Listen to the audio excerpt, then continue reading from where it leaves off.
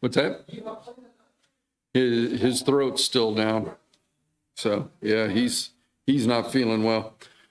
It is time for us to get started. We're going to look at Proverbs chapter 3 this evening. Proverbs 3 for those of us that are here. Quite light on our crowd because of illness, but Proverbs 3. Before we do that, let's go ahead and go to God in prayer. Our Father in heaven, we're thankful for this day, this time in which we can come and study your word. We pray as we do so that we open our hearts and minds to what you have revealed, that it might have the intended effects of comforting, guiding, and directing us in this world. We're thankful for all that you have given us. And at this time, Father, we pray for those that are ill, those that we know of, those that we do not know of, and that those that are caring for them will do the things that are most needed. We pray for our country and our leaders that we, as a nation, will look to you for guidance and do those things that are pleasing and in accordance with your will. Father, we pray for us as Christians and as the church that we will continue to look to you and do those things that bring glory to you, that the world might see your glory and more might be saved. And we ask all these things in your Son's name. Amen. Colin McKee was supposed to start teaching this evening, but he's one of the ill. He's down and can barely speak when he texted. So there's one. Gary is down on his back. I know there's some other ill. There's enough of it going around. It's hard to keep up with everyone and everything going on, and especially with the weather that doesn't help it at the moment. So tonight, instead of starting, I think he's planning to start Hosea, we will start with Proverbs chapter 3. You think about Proverbs, and chapter 1 introduces the idea of what Proverbs is all about. Chapter 2 brings in the idea of wisdom. In chapter 3, you could call it the blessings of wisdom. Really, 6 different things that we see in the early part of the chapter, or one way to break it down. One of the things that really you start to get into now in chapter 3 is the idea of a statement and a reason. Look, if you would, at verses 1 and 2. Verse 1 of chapter 3, Solomon is going to make a statement. He says, "My son, forget not my law, but let thine heart keep my commandments." He doesn't put the question there, but you ought to be saying, why? Look at verse 2. It gives the answer. "For length of days and long life and peace shall they add to thee." We think of this, and if we just do some common sense with it, all of us have been taught something by those who are older than us, usually our parents or someone else along that line. For example, for some of us, how to use a lawnmower. Do you think it's very important to know how to use a lawnmower correctly? Got a good laughter there. That's the whole idea. We understand that. If you don't use the lawnmower correctly, will you have length of days, long life, and peace? You might have pieces, but not peace, if you use the lawnmower incorrectly. And so you see the picture. Solomon is saying, pay attention to what I've said, son, because that will give you long life. There are times, I know I learned things. First time I helped Dad work on the car, it was to do a brake job on the front brakes. And so we went out and put the thing behind the back tires and jacked up the car and put blocks under it. And I sat down and I stuck my legs straight out underneath that car, and Dad just about slapped me hard on the back of the head. "What are you doing? You don't put your legs under the car even with all the blocks there. Because if the car falls, what happens to your legs?" And so Dad, he always started teaching those things. When you got to jack it up, make sure you do it. Why? What would it take for the car to fall once if you were under it to survive? And so that's the picture you get. Here is Solomon doing that, and he's going to do that throughout this chapter. You see it at verses 1 and 2. Look at verses 3 and 4. You see the same sort of thing come up. He says, "Let not mercy and truth forsake thee. Bind them about thy neck, write them upon the tablet of thine heart." Why? Verse 4, "So shalt thou find favor and good understanding in the sight of God and man." You get the idea here. Mercy and truth are very important. How do you apply those two things, mercy and truth, in everyday life? What's some ways you apply those things? Some of us aren't very good at making statements sometimes, are we? What do you have to do? You know, we have fun. I'm going to pick on you, my dear. But every once in a while, Neely will say, "Did she get a hickey?" Talking to one of the girls. And the immediate answer is, "She ain't got no hickey." Nah, that ain't happening around here. They usually know what you're referring to. There's the mercy. The truth of it is helping to get through whatever the statement was. The mercy is allowing for those kind of things. Do we do that every day? You know, I went to Pig this afternoon. It takes some mercy to walk the aisles at the grocery store. Because you think about some of the people, I don't know why it is, and if they drive this way, no wonder we have trouble on the roads. You got the cart, stay to the right side of the aisle, the direction you're walking, and you can take two carts and two people can go up and down the aisle. No, you got to stop and figure out which spaghetti sauce you want. How do you park your cart while you do that? Crossways. 3/4 of the way down the aisle from where you're standing to look, and instead of standing either all the way back against one side and looking, or standing where you can get to the cans and look, where do you stand? Dead center of the aisle and sort of leaning, because that way nobody can get past you. This seems to be how we do it. How do you show mercy in that case? Yeah. Turn around and go to the other end of the aisle, or you just stand there, and if you're not in a rush, wait. Now, sometimes I see it and I have to give it, because it's always the older lady who is short trying to get something off the top shelf. Help them. That's another mercy. What's that? Nobody's ever around. If I'm there, I do my part.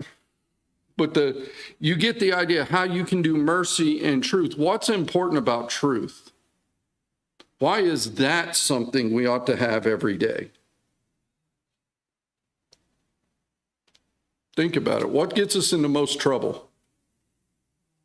Lies. Why do lies get you into most trouble?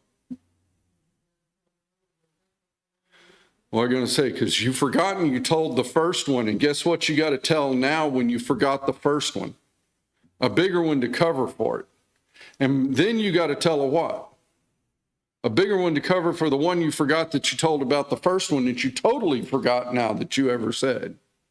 And so there we see the idea. If you tell the truth, what else needs to be said? And that is part of what's being seen here. You go through this down at verses 7 and 8, you get the same sort of statement. Verse 7, he says, "Be not wise in thine own eyes, fear the Lord, and depart from evil. Why? It shall be health to thy navel and marrow to thy bones." The picture is Solomon is giving this kind of advice to his son throughout the chapter. Looking then at the chapter in a broader view, 6 keys for a good life. We've already seen part of it. Solomon says one key to a long and peaceful life: heed the guidance of your father. That was verses 1 and 2. That's important. Popularity, verses 3 and 4. Think about that and what it says. Mercy and truth. If you're the one that's merciful, do you become popular? You know, it can be a detriment if you're at Walmart. I had this one the other day. The little lady is driving the scooter thing. Most dangerous person in the store, those people sometimes, because that scooter sometimes doesn't stop where they think it does, and it hurts. But I need that off that shelf. You hand it to her. You start walking on. Guess what that now does? All the way through Walmart following you. Can you get that down for me? And if you're walking the aisle, she's going to go down the aisle behind you. Why? She's found that one that can help. What are you then, whether you wanted to be or not? You're at least popular with her. That's the kind of picture that Solomon gives. The key to successful ventures, look at verses 5 and 6. So you have these different keys he's giving. Successful ventures. Let the Lord direct your paths, as it says. Trust in the Lord with all thine heart, and lean not upon thine own understanding. In all thy ways acknowledge him, and he shall direct thy paths. Why is that important sometimes? You know, when I first learned to drive, and the girls have done the same with me, but I would do it, Dad, how do I get here? Get the directions before you left. Because otherwise, what happens? Don't know where you're going. And you run into the problem. The first time I had it, there were no cell phones. I managed to find a payphone. You know, this was in the days before you had the cell phones everywhere. Dad, how do I get here? Well, where are you? Well, now, here comes the big one. If I knew that, but then you're looking around trying to give him some sort of reference. Why? So he can do what? Help you get where you need to be. Direct your paths. That's how God is. Why does God give us the Bible? To help us find our way through life. And he doesn't always give us every detail. He gives us principles. You know, one of the things Dad taught when I first got my license before I headed back to California was, if you get lost, what's the first thing you need to do? Stop. That doesn't work for most men. What do? Let's admit it, men. We just keep driving. If I turn around this corner here and make one more turn, I'm going to find where I need to be. Dad said, no, if you ever think you're lost, the first thing to do is stop. See if you can figure out where you're at, because if you can figure out where you're at, what can you do? Figure out where to go. And there's been times, you know, when you drive to California, you go across parts of West Texas where if you exit the freeway to get to the gas station, you might spend 10 to 20 miles getting down there. And if you're not careful to know exactly how you got there, what are you now having to do to try to get back to the freeway? And so you learned, stop a moment, figure out what directions were. If you want to go north and you know you're going south, is it going to work? Only in one case. When you turn up here at Hayden to come down what is Corner School Road and Skyline Road, you have to go north for a moment to go south because it makes that big curve.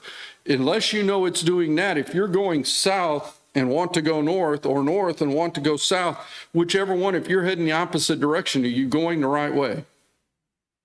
And that's the picture. Stop, figure out where you're at. Did God's people ever have to do that? What did they have to do right before crossing the Red Sea?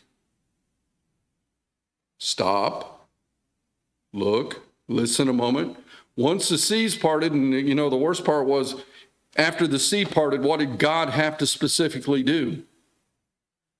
Go! I just opened the door for you, and what do? Stand there.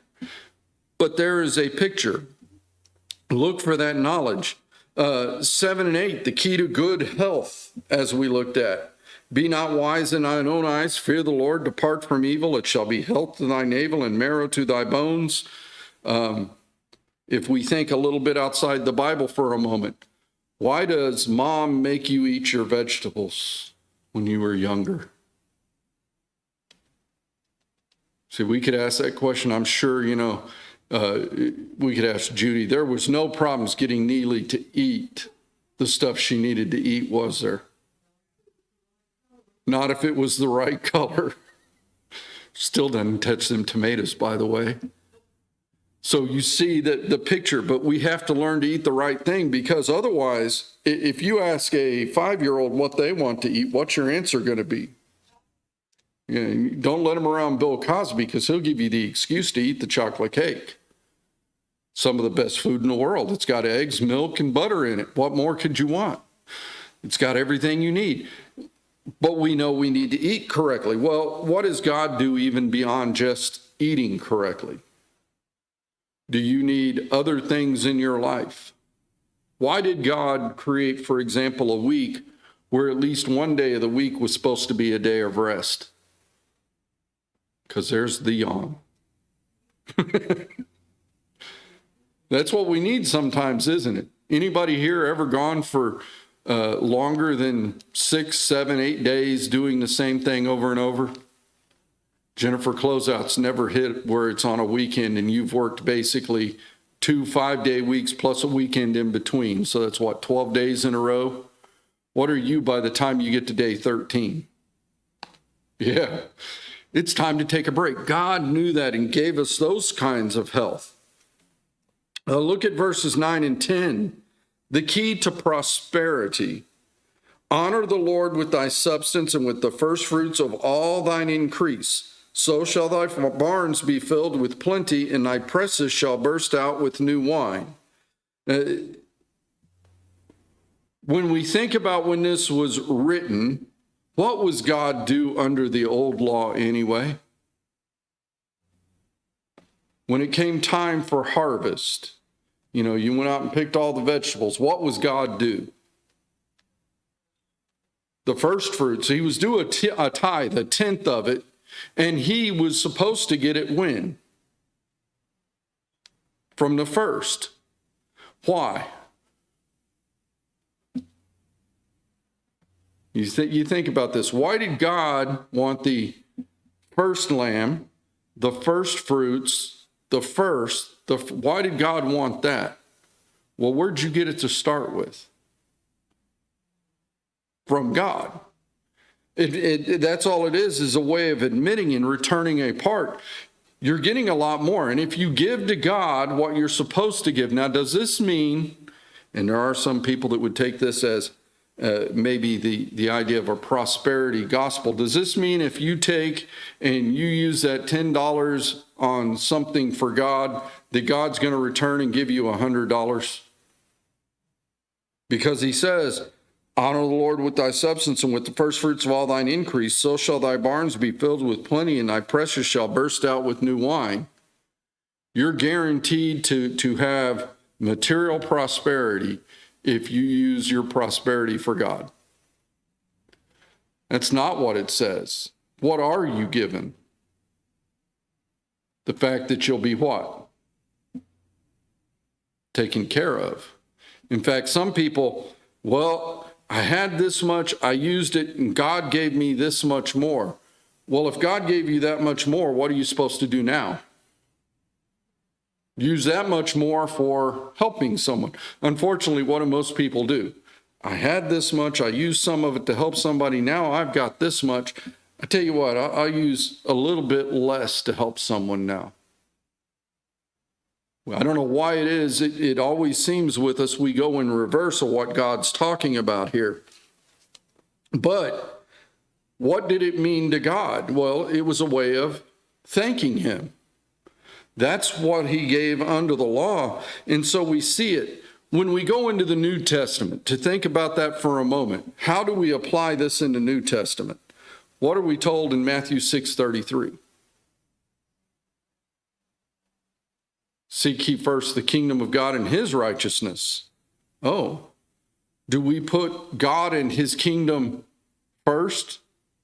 What is, when we're taking what would be our time bucket, because everybody only has 24 hours every day, that's all there is. What's the first thing you put in that bucket?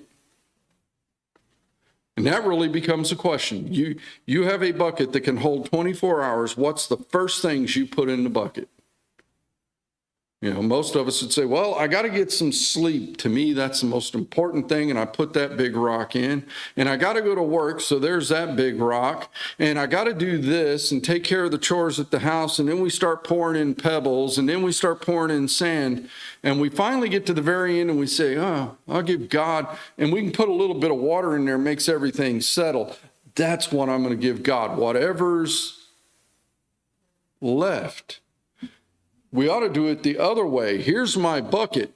God's time comes first. How much time do I spend studying the Bible? How much time do I spend going to the services and to Bible study? How much time do I spend doing other work for God or other studying?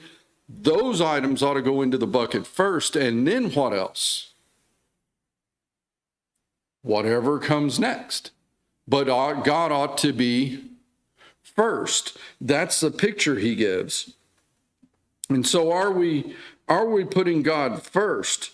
When we think about giving, how is it we're supposed to give in the New Testament? In the Old, they had the tithe that was to be given, 10% of everything. What was the purpose of that? To supply the needs of God's house and service. The Levites were to be taken care of with it, and etc. We don't have the law in the New Testament that says you have to give a tenth, no matter what some religious bodies try to teach. But what law do we have concerning giving? Cheerfully. Yeah, and of our means, okay? Well, really, even more important, what ought I give first?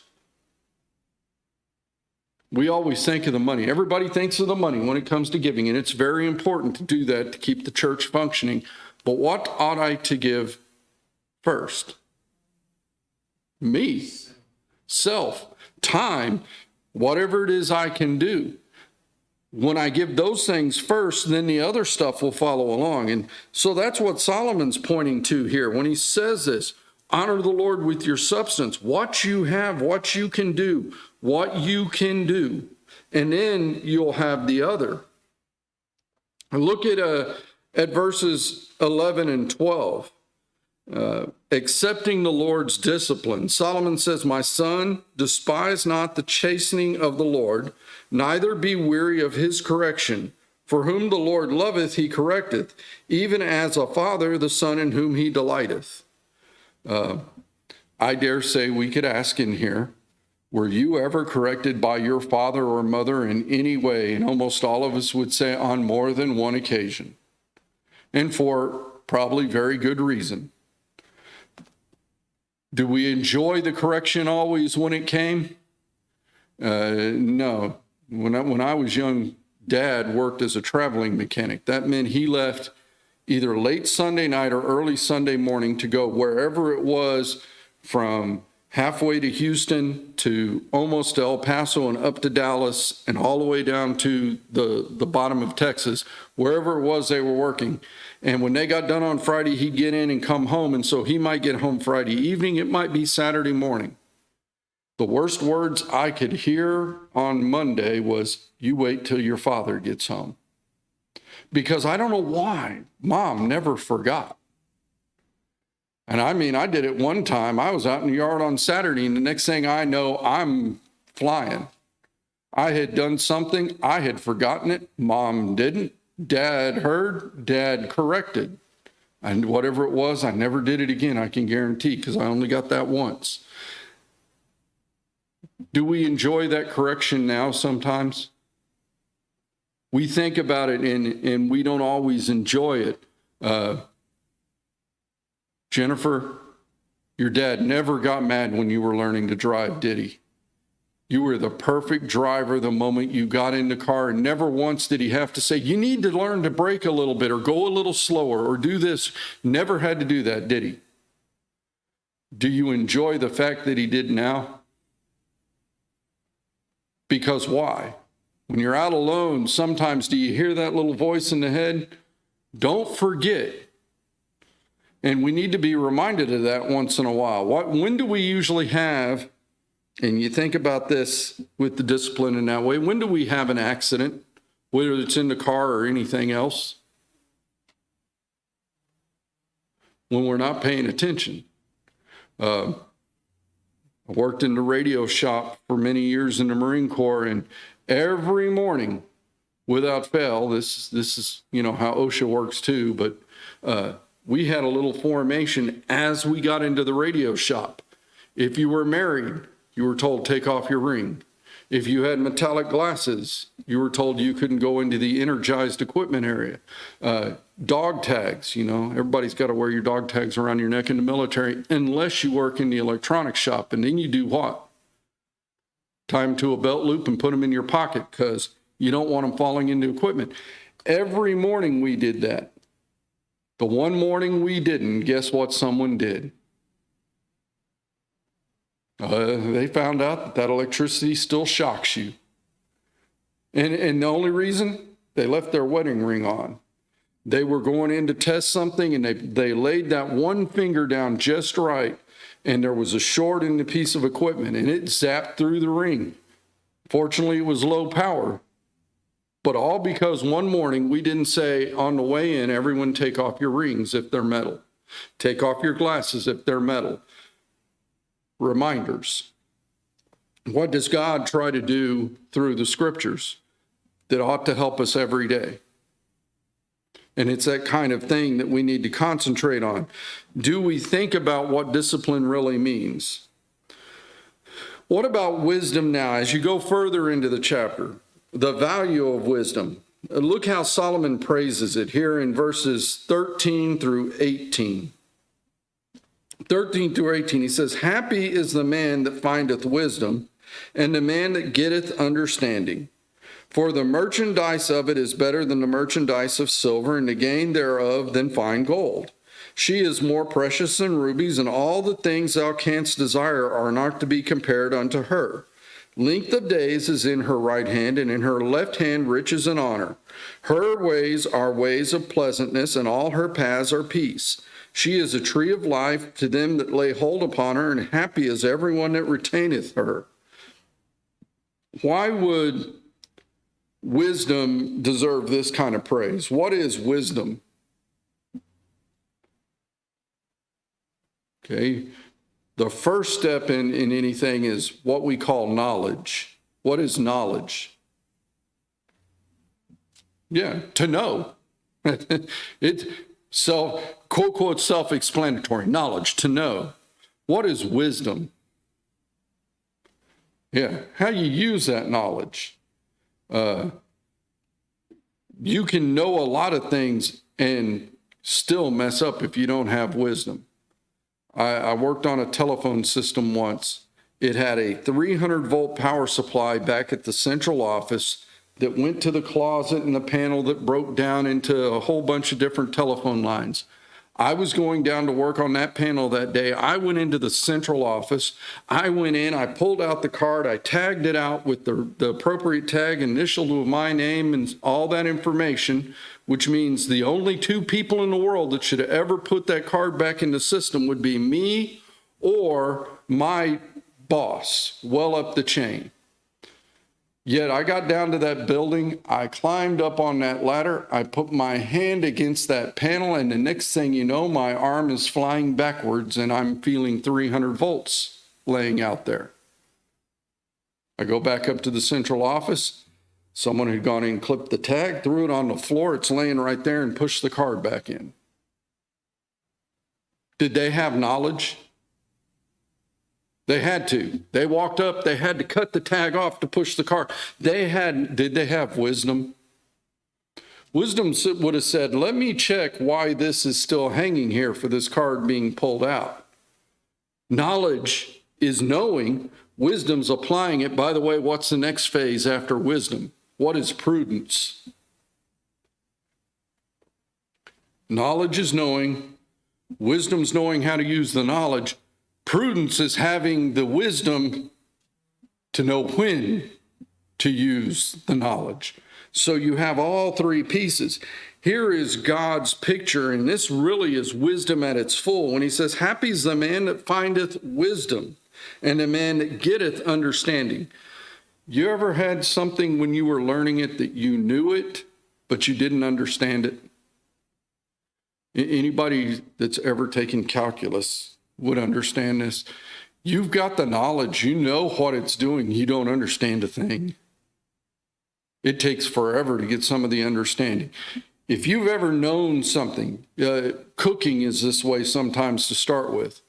What is it like the first time you truly cook? You're not boiling the water, making something simple. You're going to make a cake or something.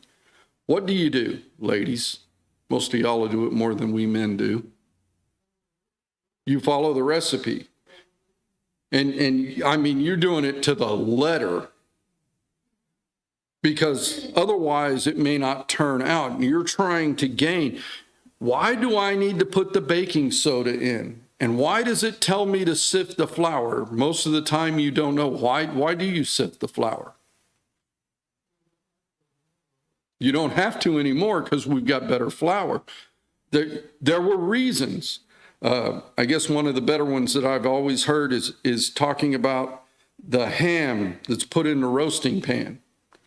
The lady got out the ham and she cuts off about 3 inches of the back end of that ham, puts it in the roasting pan, puts it in the oven. Husband asked her, why do you cut off the back 3 inches of that ham? And she goes, I don't know. It's what Mama always did. You'll have to ask her.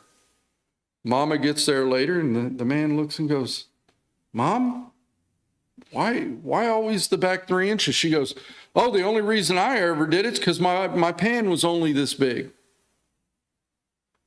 But because of that, what's been handed down? Knowledge, cut it off. But the understanding, don't understand why. Understanding is important. Now, sometimes do we get understanding initially?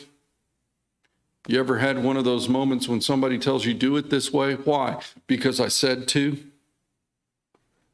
Sometimes that's where we have to start with knowledge, isn't it? You ever tried to explain that? When the children were younger, you ever had to try to explain to them why something, and sometimes it's just do it this way, you'll understand later? Still do. Sometimes I still do that. I don't know why I'm doing it this way. I keep waiting for the understanding. It hasn't happened on some things yet. On other things, I've gotten it. You know, you ever jump start a car? Which one of those poles are you supposed to hook up first? When you go to the battery, do you hook up the positive or the negative first? Positive. You don't know. Always hook up the positive first.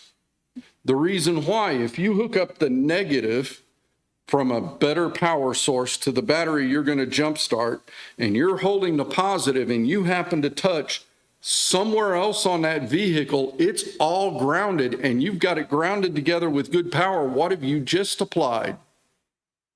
And it's called a dead short, and it will dead you. Bad.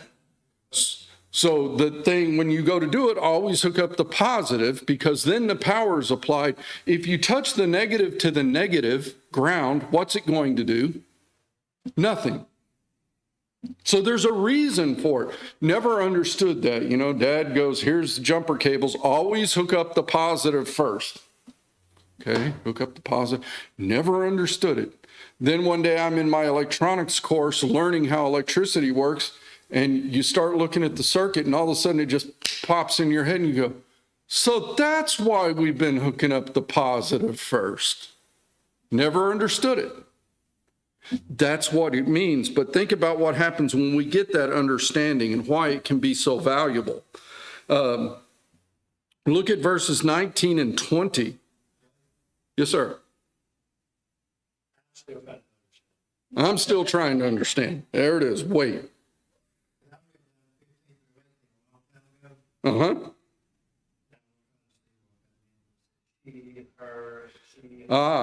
It's referring back to chapter 2. Because I don't know what we say. I haven't read Proverbs.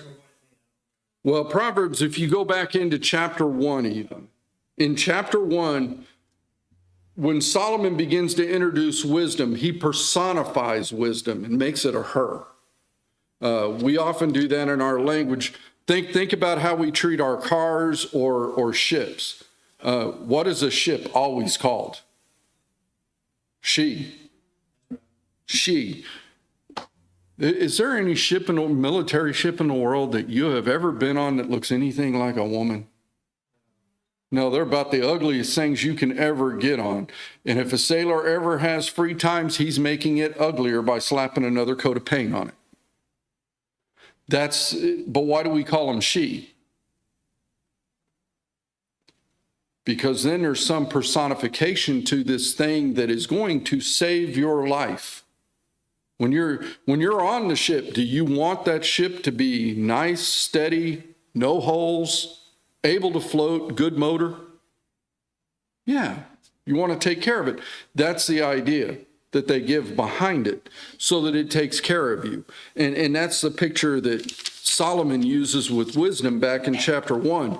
So he's personified wisdom. Then when you get to chapter 3, he's just reinforcing that one, says she, that is, wisdom is more precious than rubies, like in verse 15.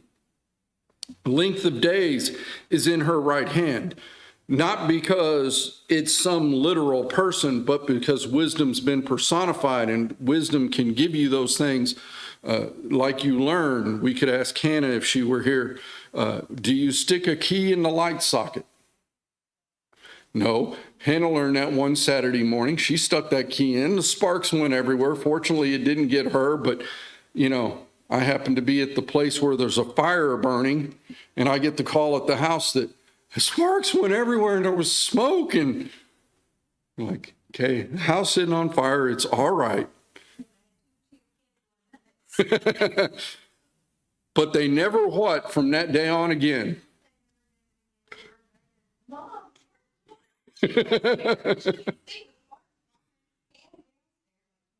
So you learn a lesson from this, and that's something that she hands off. That's where he's talking. So at verses 19 and 20, notice what he says. Wisdom is used with God, God using wisdom. The Lord by wisdom hath founded the earth. By understanding, he established the heavens.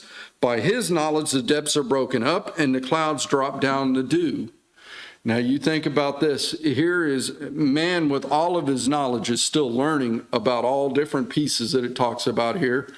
But how is it, because Artemis is splashing down here soon, I don't remember what day, but we launched the rocket, we sent that thing out to the moon, it circled the moon, and now it's making its way back. Think about the math that's involved in that.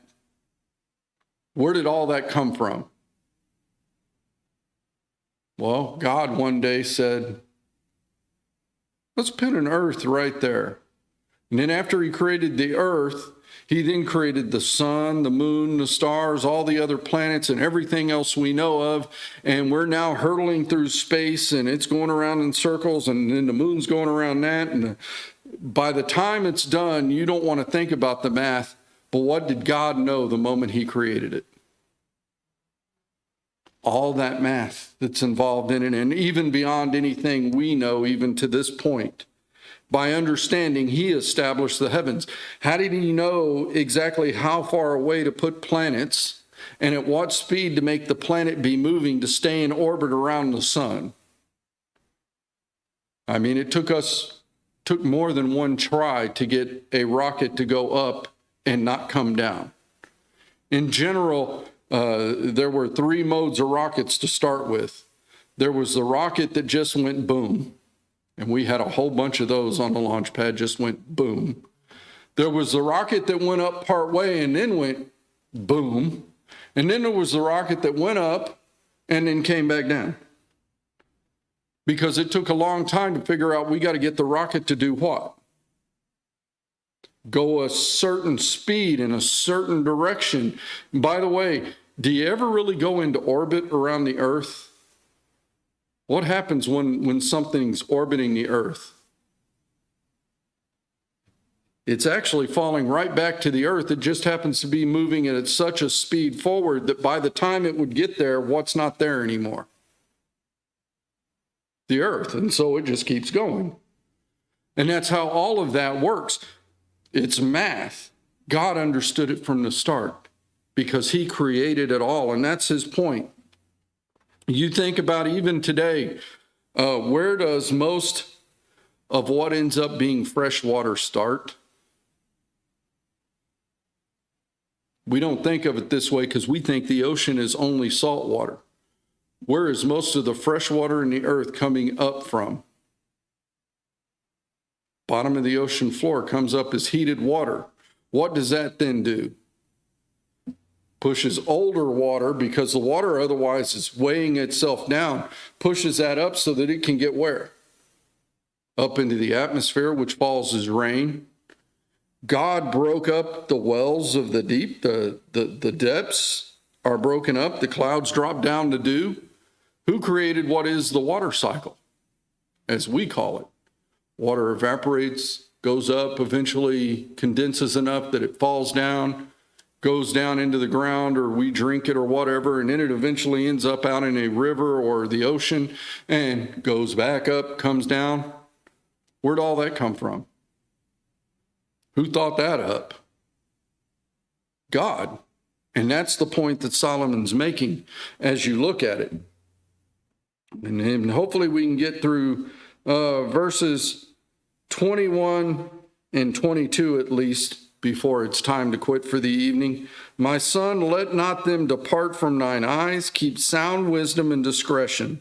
So shall they be life unto thy soul and grace to thy neck. What can wisdom do for us, in other words? You know, we think about it. We learn wisdom in different areas depending on what it is we do. One of the things Dad taught me, never reach under the hood of the car until you've fully inspected it. Because what's that fan motor probably doing? You know, it used to be one thing on the old cars. He goes, it wasn't so bad. You started the car and the belt started the fan. And when you shut the engine off, what did the fan do? The fan stopped because it had to be spinning with the motor. On these new cars, guess what? They got an electric motor on that fan. Do you know that thing can come on at any time? Think about that when you're putting your hand down inside that car.